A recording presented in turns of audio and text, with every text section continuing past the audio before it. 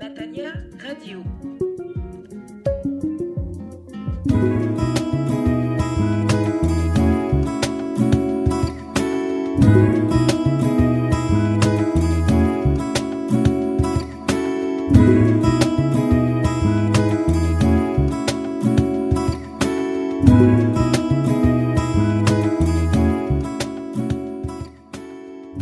Chers auditeurs, aujourd'hui nous allons être édifiés par une prédication du pasteur Claude Misnibazi qui a pour titre « Gloire à Dieu » tiré du psaume 29. Bonne écoute et soyez bénis.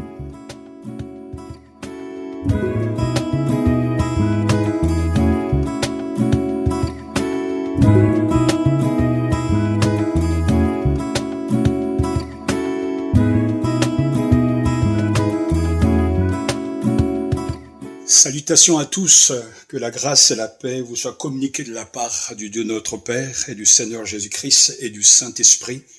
Je vous invite, frères et sœurs et chers amis, à prendre vos Bibles pour faire la lecture du psaume 29.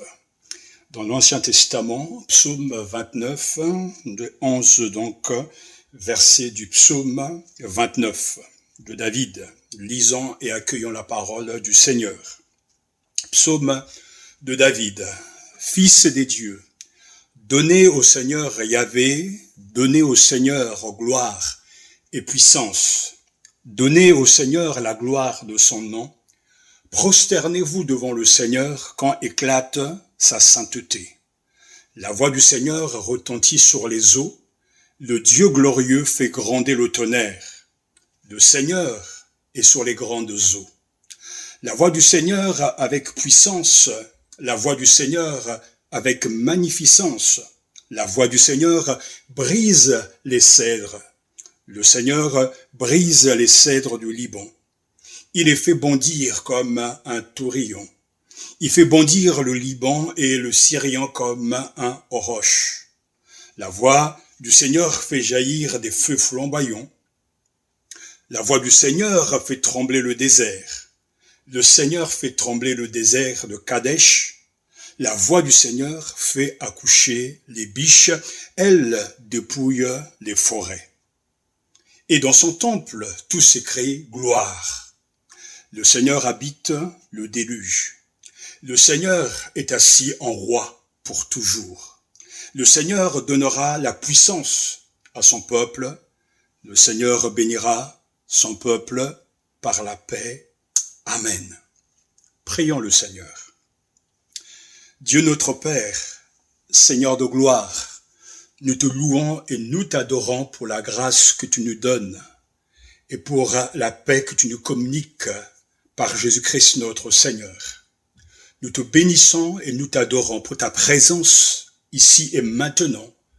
Nous te louons pour la puissance de ton Esprit Saint et pour ta parole qui est arrivé et parvenu jusqu'à nous. Nous te prions donc que ton esprit nous guide, nous interpelle, afin que cette parole soit ancrée et gravée dans nos mémoires. Change-nous et rends-nous vrais par ta parole est la vérité, qu'elle nous libère. Dans le nom précieux de Jésus-Christ notre Seigneur. Amen. Nous vivons tous une mise en pause forcée à cause du Covid-19. Cette mise en pause forcée a mis en lumière les plus et les moins de notre société. Tantôt on voit de la solidarité, tantôt aussi on voit de l'égoïsme ça et là. Mais parmi les plus, on peut retenir ces quelques paroles de l'allocution du président Macron. Très souvent, je le cite, ce qui semblait impossible depuis des années, nous avons su le faire en quelques jours. Nous avons innové, osé, agi au plus près du terrain. Beaucoup de solutions ont été trouvées. Nous devrions nous en souvenir, car ce sont autant de forces pour le futur. C'est tellement vrai aujourd'hui dans tant de domaines. C'est une illustration parfaite des propos que j'ai souvent tenus. La motivation est liée à l'intérêt. Face à la mort, tout est possible. Le Covid-19 a entraîné un bouleversement important dans la vie des gens. Certains s'interrogent réellement sur les vraies valeurs. Qu'en est-il des chrétiens? Ce temps de pause forcée n'est-il pas l'occasion de réfléchir sur nos vraies valeurs, de s'interroger sur ce qui est vraiment important? Pourquoi ou pour qui vivons-nous? Le catéchisme écossais dit que le but principal de l'homme est de glorifier Dieu et de trouver son plaisir en lui pour toujours. Nous savons que c'est une chose remarquable que de glorifier Dieu et de trouver en lui son plaisir ou son bonheur pour toujours. Trouver une joie parfaite, c'est glorifier. Et en nous commandant de lui rendre gloire, Dieu nous invite en même temps à trouver notre plaisir en lui. Le croyant vit principalement pour trouver en Dieu son bonheur éternel. En effet, tout vrai chrétien affectionne et adore le Dieu de gloire, ayant pour but de glorifier Dieu en toutes choses. La gloire de Dieu doit être le but de notre vie. Nous ne le glorifierons jamais tant que nous n'aspirerons pas à cela, faisons tout pour la gloire de Dieu. Dans ce magnifique psaume, le passionné de Dieu David, à 3 reprises, dans le prologue, versets 1 à 2, invite les puissances célestes, c'est-à-dire les anges, à célébrer l'Éternel, sa grandeur, le Dieu de gloire, à reconnaître que toute gloire et toute force lui appartiennent. Et dans l'épilogue, versets 10 à 11, il rappelle que l'Éternel règne en maître sur son trône, d'où il domine les éléments déchaînés. Afin donc de convaincre les puissances célestes de la grandeur de Dieu qu'ils doivent adorer, le psalmiste d'abord les rend attentifs à sa puissance, manifestée dans les tonnerres, dans les éclairs et dans les pluies d'orage, versets 3 à 9.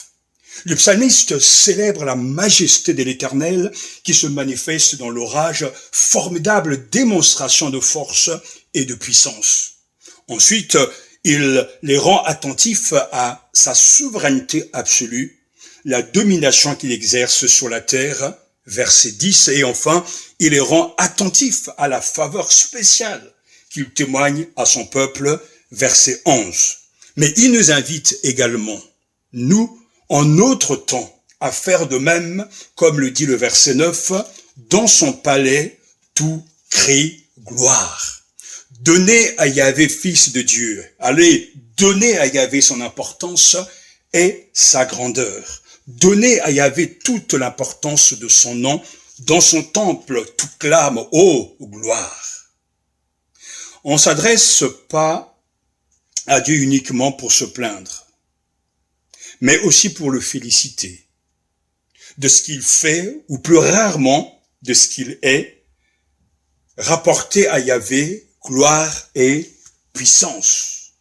Fils de Dieu, donnez au Seigneur gloire et puissance. Donnez au Seigneur la gloire de son nom. Si nous prêtons attention aux paroles du psalmiste, nous sommes émerveillés et encouragés par le fait que le psalmiste regarde en bas et regarde aussi en haut. Son regard va au-delà du monde observable. Il regarde en haut et il reconnaît là aussi et il invite les puissances du ciel à donner gloire au Seigneur. Il regarde en bas et il reconnaît que là aussi Yahvé est le maître du continent, que Yahvé est le maître du ciel, le maître de la mer et le maître du continent. Et on arrive au sommet avec le verset 9 où il est question justement de tout un chacun de donner gloire à Dieu. En fait, Yahvé règne sur tout le cosmos. Il exerce sa seigneurie en haut où l'acclament les voix des créatures qui le servent. Il exerce aussi sa seigneurie en bas où sa propre voix puissante et tonitruante subjugue et tient en respect tout l'environnement géographique de l'homme. Tout est fait pour la gloire de Dieu. Ainsi commence le psaume. C'est une invitation, un appel, avec 4 verbes, tous à l'impératif, pour inviter et encourager les chrétiens à donner, rapporter, proclamer au Seigneur la gloire qui lui est due. Il présente Yahvé comme le Dieu suprême de tout le panthéon, auquel les autres divinités doivent donner leur force et leur pouvoir. Et il nous interpelle à prêter attention à ces paroles, donner gloire au Seigneur. Il invite tout à chacun, d'abord, bien sûr, les forces célestes et les anges, donnez au Seigneur, vous les dieux. Dans une traduction, donnez au Seigneur gloire et force, donnez au Seigneur la gloire de son nom. 4 fois à l'impératif, 3 fois le verbe donner et 1 fois le verbe se prosterner. Le premier faisant appel à l'intelligence, en vérité au cœur, aux mains et à la voix pour proclamer la grandeur de Dieu. Le deuxième, se prosterner, sollicite la volonté pour adopter l'attitude d'humilité du serviteur. Il est exhorté au Dieu de donner, de rapporter, de proclamer au Seigneur, maître du ciel, gloire et puissance, et de se prosterner devant lui. Telle est véritablement la véritable adoration. L'adoration est la première attitude de l'homme qui se reconnaît créature devant son Créateur. Elle exalte la grandeur du Seigneur qui nous a fait et la toute-puissance de Sauveur qui nous libère du mal. Elle est le prosternement de l'esprit devant le roi de gloire. Versets 9 à 10. Et le silence respectueux face au Dieu toujours plus grand. L'adoration du Dieu 3 fois saint est souverainement aimable, confond d'humilité et donne assurance à nos supplications. Adorer Dieu, c'est le reconnaître comme Dieu, comme le Créateur, le Sauveur, le Seigneur et le Maître de tout ce qui existe, l'amour infini et miséricordieux. Adorer Dieu, c'est dans le respect et la soumission absolue, reconnaître le néant de la créature qui n'est que par Dieu. Adorer Dieu, c'est l'aimer de tout son cœur et de toute son âme, lui offrir un amour fidèle qu'on n'offre pas à d'autres, mais qu'on réserve à lui seul. Alléluia. Notez les mots gloire et sainteté dans l'adoration qu'expriment ces dieux, ces anges, ces puissances. À Dieu soit toute la gloire. Rapportez à Yahvé, Fils de Dieu, rapportez à Yahvé gloire et puissance. Rapportez à Yahvé la gloire de son nom. Adorez Yahvé dans son éclat de sainteté. On donne gloire et puissance à qui? Bien sûr à Yahvé. Selon la traduction de la Bible de Jérusalem, c'est à Yahvé que est offert l'adoration, la gloire et la puissance. Ce nom, ce terme Yahvé est tellement important parce qu'il signifie « il est » en hébreu. Le nom éternel est la traduction du mot hébreu Yahvé qui signifie « il est celui qui est ». Yahvé est le nom qui caractérise les rapports de Dieu avec son peuple. Il implique sa présence et son action. Ce nom donne un solide fondement à la louange. Il signifie « je suis réellement présent, prêt à secourir et à agir. Comme je l'ai toujours fait, je suis là, je vous accompagne ». D'après les meilleures explications que l'on donne du nom de Yahvé, voici celle que je préfère. Je suis l'existant, c'est-à-dire je suis celui en qui toute la puissance de l'être est mise à votre service. Je suis celui sur lequel on peut compter. Je suis là avec vous, pour vous. Vous pouvez compter sur moi. Vous pouvez vous appuyer sur moi. Vous ne serez pas déçus. Mettez votre foi en moi, car je suis celui qui suis. Je suis la cause de ce qui est, c'est-à-dire c'est moi qui amène à l'existence. Je suis celui qui crée Et ayant vu votre misère, j'ai pris compassion de vous et j'ai décidé de vous délivrer et de vous sauver. Rapportez, donnez à Yahvé, Fils de Dieu, gloire et puissance.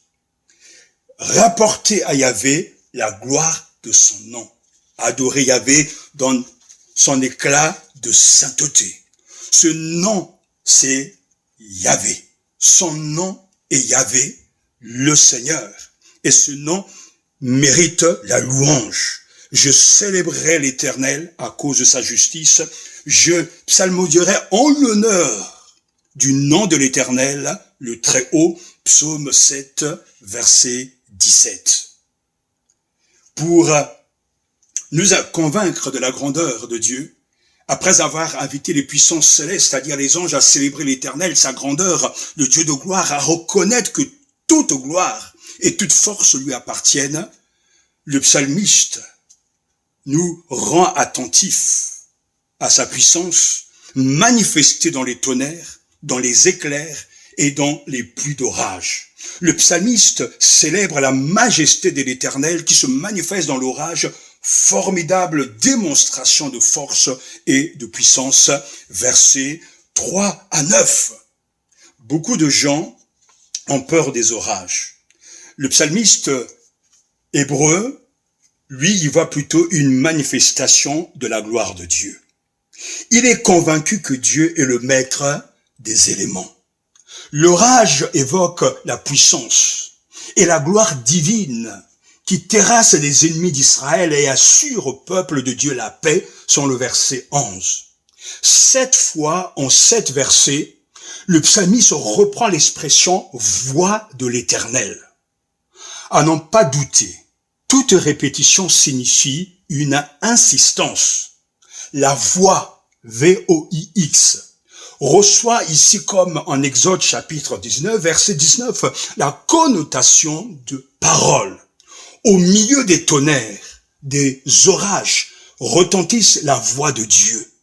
L'orage, le tonnerre est assimilé à la voix de Dieu, un signe, en fait, qui nous donne de croire que le Seigneur est maître du cosmos. Il est vrai que Dieu exerce un règne souverain sur tout l'univers matériel. Les Écritures indiquent que Dieu contrôle tout l'univers matériel. Le soleil, le vent, les éclairs, la pluie, le tonnerre, 1 Samuel chapitre 7 verset 10, les eaux, la grêle, la glace, la neige et la gelée sont tous soumis à ses ordres. Les corps célestes tels le soleil et les étoiles obéissent à sa volonté. Les montagnes sont transportées, la terre tremble et le sol produit sous son mandat. Les hommes devraient donc s'humilier dans les périodes de punition matérielle et se tourner dans la prière vers celui qui a tous les éléments en son pouvoir. Le psalmiste nous rend donc attentifs à sa puissance. Il veut alimenter notre adoration. Il veut que notre louange, notre adoration soit basée sur qui est Dieu. David est un passionné de Dieu. Et la particularité de ce psaume, c'est qu'à aucun moment, il ne manifeste ou il n'exprime son désir. Il ne prie pas Dieu pour recevoir quelque chose de la part de Dieu, mais il est focalisé sur Dieu. Il est passionné par Dieu. Dieu est son ambition, Dieu est son sujet, Dieu est l'objet de sa méditation. Tout est focalisé sur lui. Ainsi donc, il est conscient et il partage avec les anges en haut dans le ciel, mais également il partage avec nous les éléments d'une louange, d'une adoration qui va glorifier Dieu. Et cette adoration commence lorsque nous prenons conscience de la puissance de Dieu manifestée dans les tonnerres, dans les éclairs et dans les pluies d'orage. Il s'agit de la gloire et de la puissance du Seigneur. Sa voix domine les eaux du déluge, fracasse par son feu les arbres de la terre, ceux du nord et ceux du sud. Alléluia. Voix terrible qui secoue le pays, son ménagement et mène l'homme à répondre à cette voix par la sienne propre. Nous sommes tous avertis. Le Seigneur Yahvé et lui seul a une voix aussi puissante. Dieu nous parle par la tempête, le tonnerre, l'orage. Il y manifeste sa force et sa gloire. On trouve dans ces 11 versets 18 fois le terme Yahvé traduit par Seigneur. Et au verset 3, il est question de Dieu, le Dieu glorieux, le Dieu de gloire. La gloire, attribut divin. Dieu fait, nous dit le texte, Dieu fait, alléluia. Et considéré comme propriété de Dieu, sa gloire se rattache généralement à sa puissance et à sa sainteté. Yahvé est le roi de gloire. Nous dit le psalmiste, psaume 24, verset 8. Le tonnerre est la voix de Dieu. Psaume 21, verset 3. La gloire ou la puissance du Saint, du royal Yahvé remplit la terre. Les cieux racontent la gloire de Dieu et le firmament, œuvre de ses mains, l'annonce. Psaume 19. Il révèle sa gloire, le Dieu glorieux, le Dieu de gloire. Il révèle sa gloire dans la création, dans les merveilles qu'il fait en faveur de son peuple. Il révèle sa gloire dans la protection accordée à ses fidèles. Psaume 57. Il révèle sa gloire dans l'exercice de son pouvoir souverain et de sa justice sur tous les peuples et sur le monde entier. Psaume 113. Ainsi le psalmiste s'écrie, « Béni soit à jamais son nom glorieux, que toute la terre soit remplie de sa gloire. Amen, amen. » Psaume 72, verset 19. Ainsi, David nous donne d'être attentifs à la toute-puissance de Dieu. Notre Dieu maîtrise toutes choses. Sa voix porte. Et lorsque il agit, son nom est glorifié. De plus, cet hymne magnifique, célèbre, annonce également la venue et la glorification de notre Seigneur Jésus par la voix divine. Dans le Nouveau Testament, il est écrit dans Matthieu chapitre 3 verset 17, « Et voici qu'une voix fit entendre des cieux ces paroles, celui-ci est mon fils bien-aimé en qui j'ai mis toute mon affection. » La voix du Seigneur, prélude, annonce de façon remarquable à la glorification de notre Seigneur Jésus par la voix divine.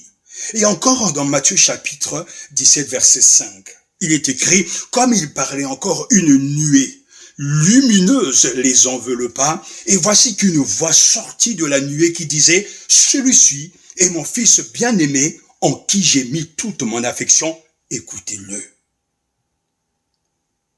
Cet hymne, prélude, ce psaume, prélude, annonce de façon remarquable, alléluia, à la glorification de notre Seigneur Jésus par la voix divine.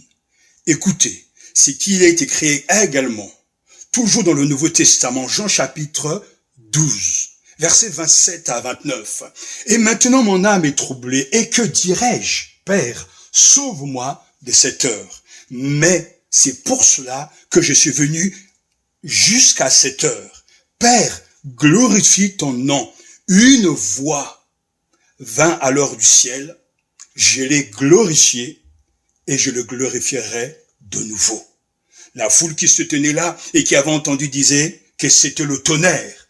D'autres disaient, un ange lui a parlé. Notre Seigneur, Jésus a tout pouvoir dans le ciel et sous la terre, il est le maître des éléments.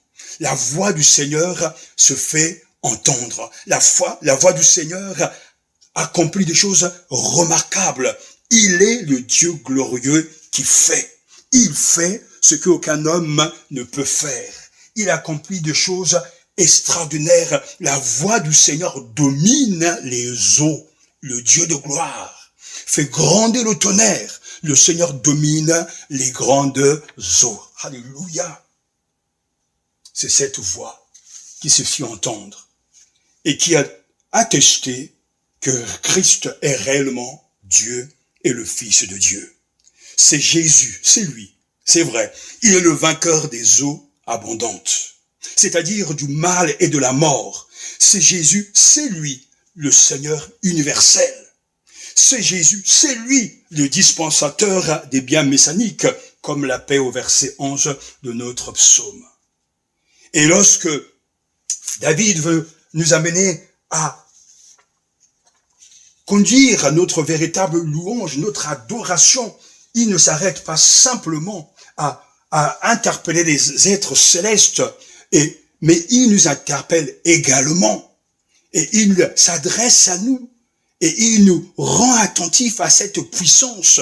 Nous devons être conscients que Dieu est le Dieu de gloire, qu'il est puissant, il est capable de tout et qu'il peut tout faire. Oui, dans son temple, tout s'écrit gloire. Nous dit le verset 9. Tout s'écrit gloire. Les anges sont invités à magnifier et à exalter Dieu. Nous sommes aussi sollicités, appelés, exhortés à louer le Seigneur en nous souvenant de sa puissance. Et également sur la terre, dans le temple, tout un chacun disant gloire. La totalité de ce qui est contenu dans le temple, il n'y a qu'un seul mot, gloire. Osant entrer dans le palais de Dieu et participer à cette louange puissante, universelle, gloire au Dieu de gloire. Le mot gloire est un mot tellement riche de sens. Lorsqu'il est utilisé pour Dieu, le mot kabod, le mot donc hébreu que l'on traduit habituellement par gloire, évoque l'idée de poids, de densité. La gloire renvoie d'abord à la valeur réelle d'une personne, plus qu'à sa renommée, qui peut être surfaite, fabriquée ou momentanée. Appliquée à Dieu, la gloire permet d'exprimer à la fois sa présence et sa transcendance. Elle suppose qu'il se manifeste, que quelque chose de lui, de sa réalité intime soit perceptible. Les hauts faits, les actions éclatantes sont une de ces manifestations. Ainsi, en donnant la victoire aux Israélites sur les Égyptiens, par exemple, le Seigneur se glorifie, montre sa valeur. Exode chapitre 14, verset 18. Ainsi, les Égyptiens connaîtront que c'est moi, le Seigneur, quand je me serai glorifié aux dépens du pharaon, de ses chars et de ses cavaliers. Nous ne pouvons pas ajouter quoi que ce soit à la gloire de Dieu. Il est le Dieu de gloire, le Dieu glorieux. Si la gloire de Dieu ne peut pas croître, son renom doit croître parmi ses créatures. En ce temps de crise, comme en tout temps, nous avons à nous préoccuper de rendre plus manifeste la gloire de Dieu. Cela se produit comme Martin Luther, le réformateur, l'a dit, quand la parole de Dieu est enseignée dans sa vérité et sa pureté, et quand en tant qu'enfants de Dieu, nous vivons en harmonie avec elle. Oui, c'est ainsi que l'on peut glorifier Dieu.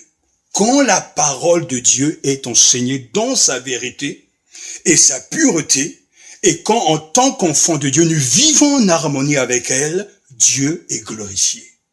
Et si Dieu emprunte les 1000 voies de la création pour nous toucher, il s'adresse à nous d'une façon privilégiée par la voie des Écritures. Dieu fait tout pour sa gloire. Je reviendrai sur ce point parce que c'est ainsi que l'on peut glorifier Dieu quand la parole de Dieu est enseignée dans sa vérité et sa pureté, et quand en tant qu'enfants de Dieu, nous vivons en harmonie avec elle. N'oubliez jamais que Dieu fait tout pour sa gloire. La finalité de toute chose avec le Seigneur, c'est sa propre gloire.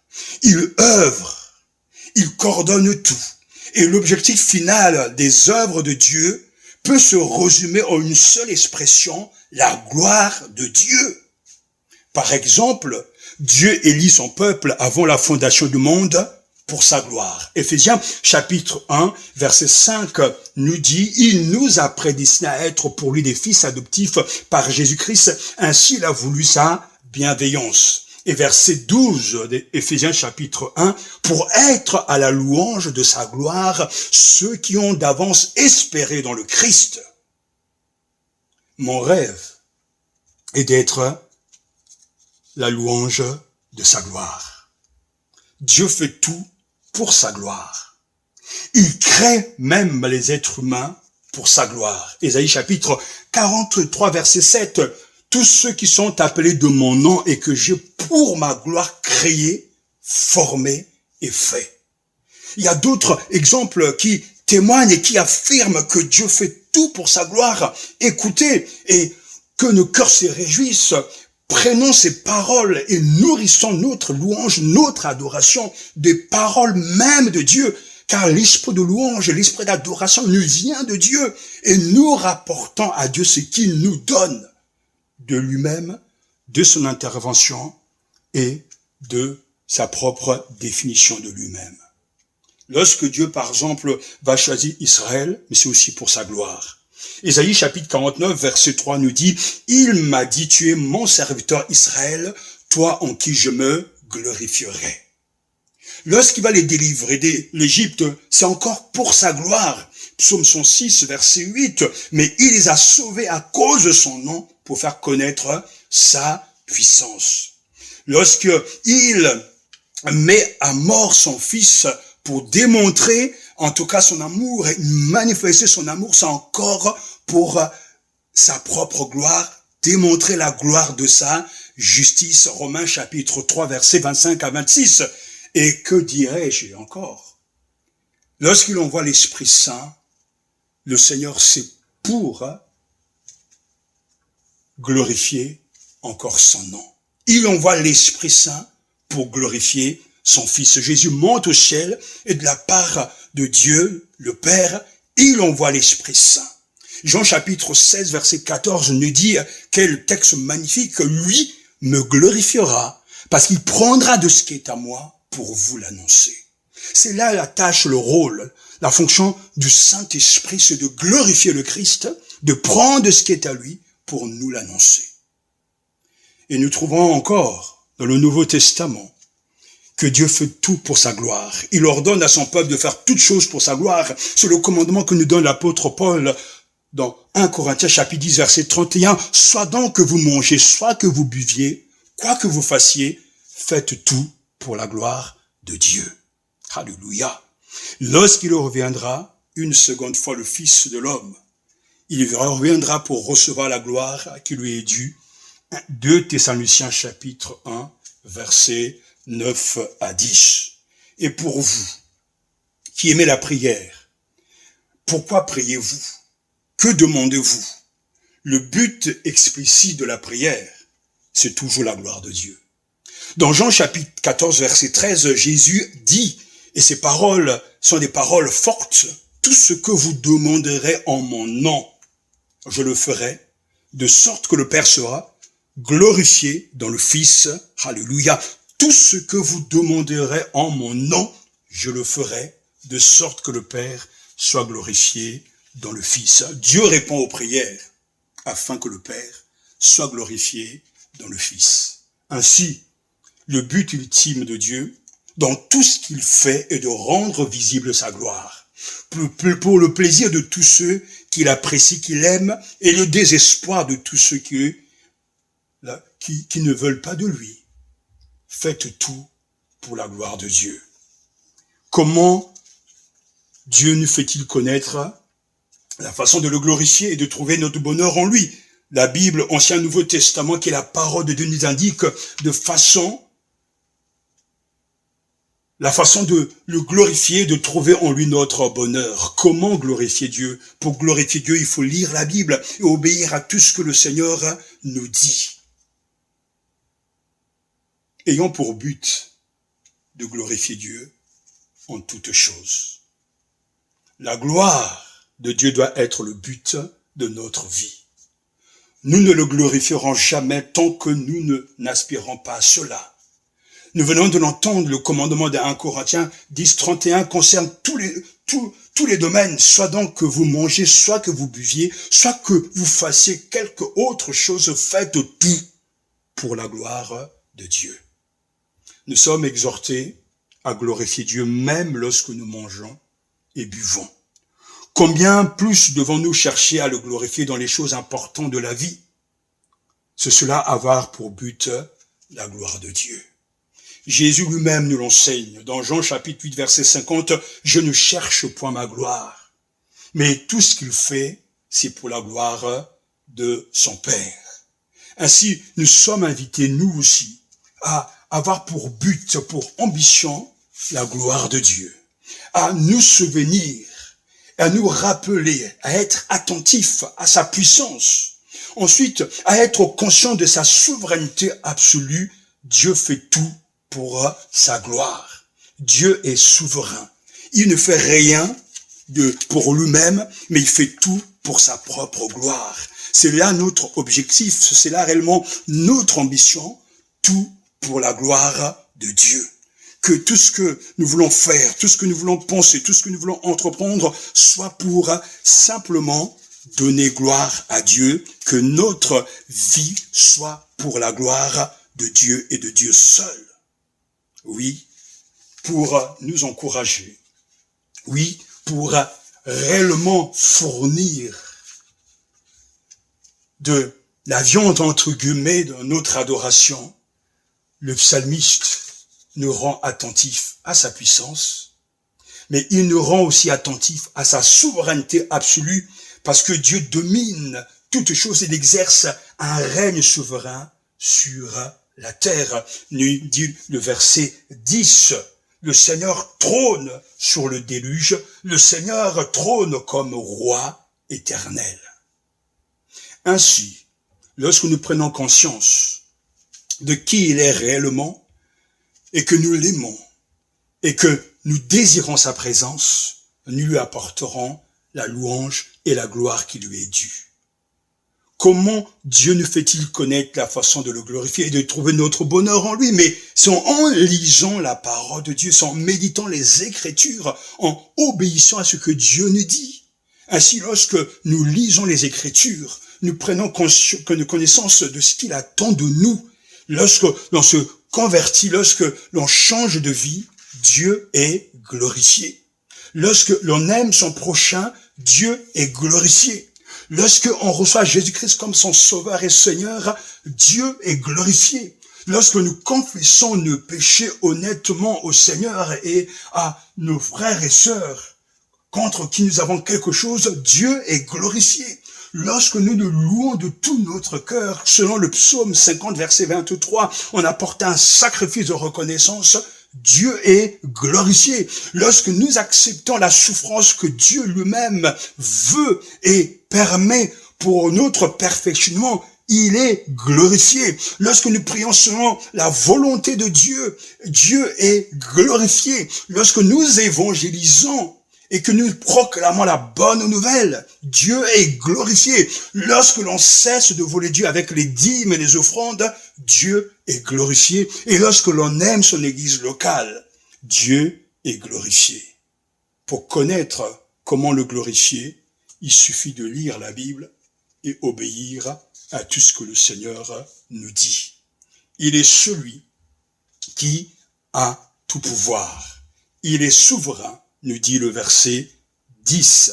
Le Seigneur trône sur le déluge. Le Seigneur trône comme roi éternel. Dans son palais tout crie gloire. Alléluia. Donnez à Yahvé, fils de Dieu. Allez, donnez à Yahvé son importance et sa grandeur. Donnez à Yahvé toute l'importance de son nom. Dans son temple, tout clame ô gloire. Oui, l'orage est là. Le Seigneur passe, il trône. Le Seigneur, il règne pour toujours. Et enfin, le verset 11 nous montre le salut que les chrétiens recevront de la part de Dieu. Oui, le psalmiste, réellement pour nous convaincre de la grandeur de Dieu, du Dieu que nous devons adorer, nous rend attentifs à la faveur spéciale que Dieu témoigne à l'égard de son peuple. Le verset 11. Voix de Yahvé, d'abord verset 9, elle secoue les térabètes, elle dépouille les futaies dans son palais, tout crie gloire. Yahvé a siégé pour le déluge, il a siégé Yahvé en roi éternel. Yahvé donne la puissance à son peuple, Yahvé bénit son peuple dans la paix. Cette puissance que Dieu démontre et que il manifeste dans la création, et dont il donne justement la révélation dans la création, le tonnerre, l'orage, la maîtrise des éléments, la souveraineté absolue de Dieu. Alléluia.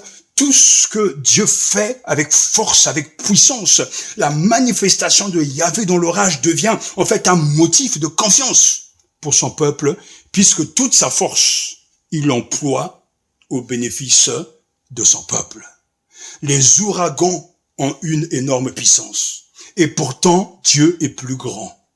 Il était sur son trône lors du déluge, nous dit le verset 10, il a accompli sa volonté de façon souveraine dans la nature, au cours de l'histoire et même au sein des tempêtes pour notre bien final. Nous savons du reste que toute chose coopère au bien de ceux qui aiment Dieu, de ceux qui sont appelés selon son dessein. Romains chapitre 8, verset 28, ce que Dieu fait par sa puissance, ce que Dieu a fait hier, aujourd'hui, pour son peuple, il le fait, il met, alléluia, sa puissance, sa force, en vue de donner la paix à son peuple. Yahvé donne la puissance à son peuple, ou la force, ou le courage. Yahvé bénit son peuple dans la paix. Le mot paix recouvre l'idée de plénitude et de bien-être. Ce bonheur et cette harmonie que Dieu désire offrir. Lorsque l'on parle de paix, il est question donc de repos, de gloire, de bénédiction, de salut, de vie sur le bien-être de celui qui est en paix avec Dieu et qui a la paix de Dieu dans son cœur et qui est en paix avec Dieu et son prochain. C'est pour cela que telle est réellement, vraiment la bénédiction que Dieu donne. Il donne la puissance à son peuple. Yahvé bénit son peuple dans la paix.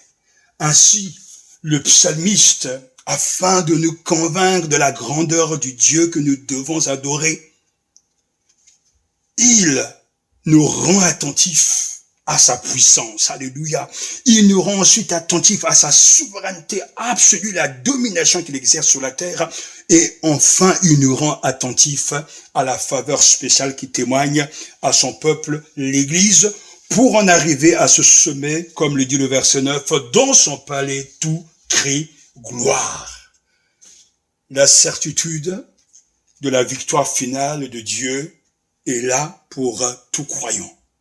Il trône, le Seigneur, il règne pour toujours. L'image de l'orage qui foudroie les cèdres, qui domine la force des eaux, est très parlante pour nous rappeler que Dieu aura effectivement le dernier mot contre toutes les puissances hostiles. Jésus-Christ est ce Seigneur de gloire que chantait déjà le psalmiste. Il est véritablement la voix du Seigneur. Sa parole triomphante, qui tel un feu détruira le péché du souffle de sa bouche. 2 Thessaloniciens chapitre 2 verset 8. Non, le mal ne peut pas tenir devant Dieu. Réjouissons-nous, alléluia, car cela a été annoncé. Ésaïe l'a prophétisé. Ésaïe chapitre 11 verset 10. Ésaïe a vu d'avance le jour où la racine d'Isaïe se dressera comme une bannière pour les peuples lorsque toutes les nations se rassembleront à lui et où à sa demeure sera littéralement la gloire. Il est écrit alors en ce jour, la racine d'Isaïe qui se dressera comme une bannière pour le peuple sera recherché par les nations et son emplacement sera glorieux. Ésaïe chapitre 11 verset 10. Jésus est la voix suprême de Dieu. Il est la parole de Dieu. Et la Bible nous dit que il est venu parmi les hommes et nous avons contemplé sa gloire. La parole est devenue un être humain. Il écrit Jean chapitre 1, verset 14. Il est devenu un être humain et nous avons contemplé sa gloire. Jésus est la voix suprême. Jésus est celui qui part de la part de Dieu. Jésus est celui qui est venu. Et ce psaume nous exhorte à aussi élever nos voix et à louer et adorer le Seigneur. Car Jésus est la voix suprême de Dieu. Il est la parole de Dieu. Rendez à l'Éternel gloire et puissance, que tout se crie gloire. Dans ma maison, avec ma famille, oui, nous crions gloire. Dans ta maison, avec ta famille, toi aussi tu dois crier, vous devez crier gloire. Que nos liturgies soient un cri ininterrompu, gloire. Gloire à Dieu, gloire à l'agneau, gloire à Jésus-Christ, gloire au Saint-Esprit. Oui, ce mot gloire doit être dans nos bouches, dans nos cœurs, et nous aussi nous devons témoigner des mêmes paroles que Jean. Nous avons contemplé sa gloire. La parole est devenue chair. Elle a fait sa demeure parmi nous et nous avons vu sa gloire. Une gloire de Fils unique issu du Père. Elle était pleine de grâce et de vérité. Il témoigne que la parole est devenue un être humain.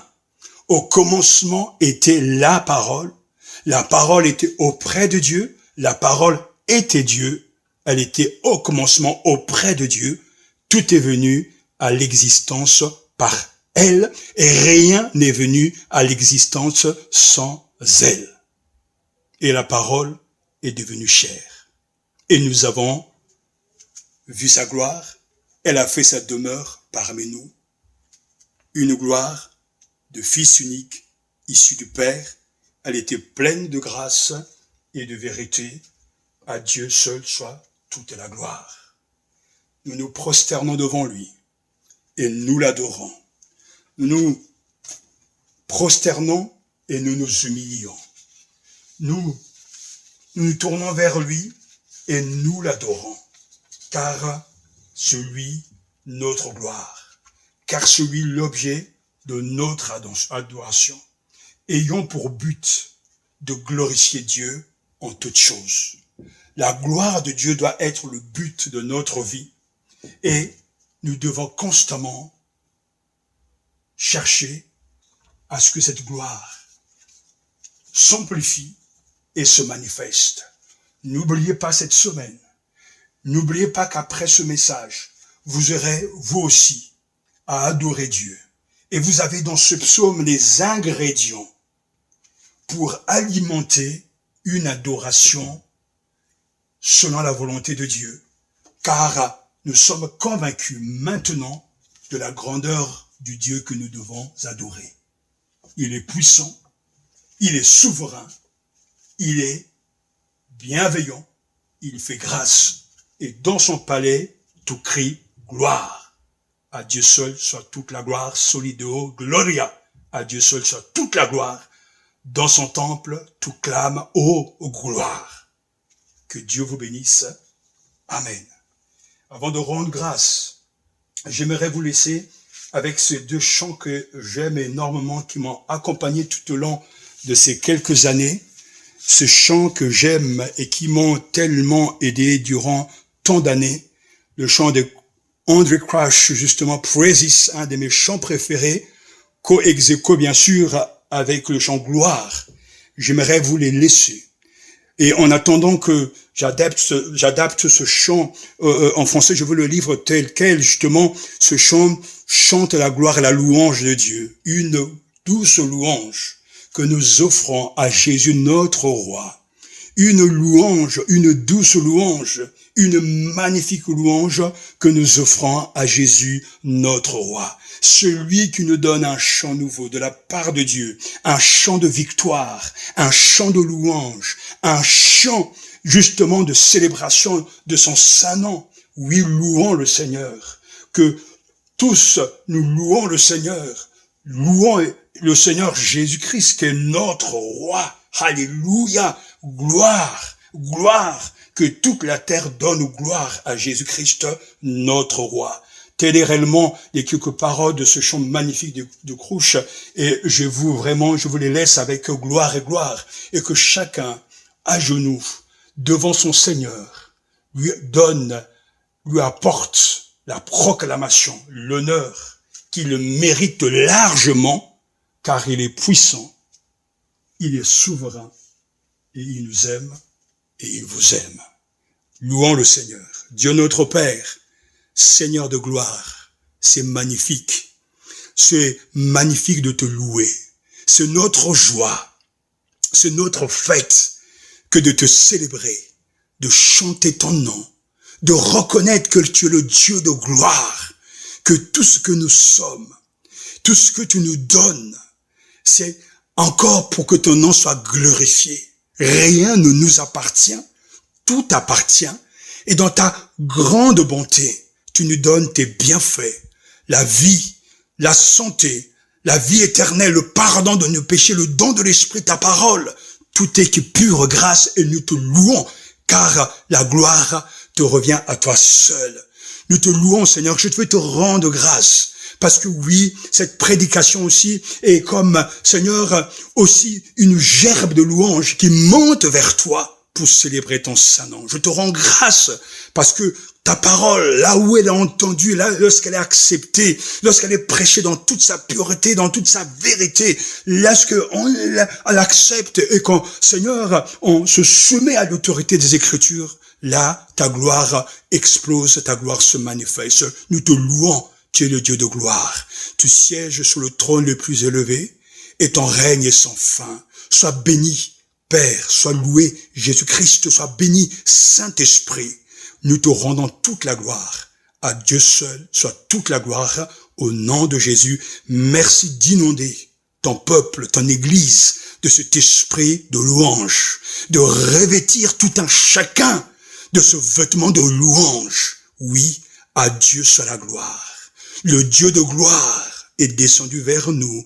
Il nous aime et il reviendra pour nous rechercher. Louange, gloire, puissance, victoire, célébration sans fin à la Trinité, au nom du Père, du Fils et du Saint-Esprit. Amen.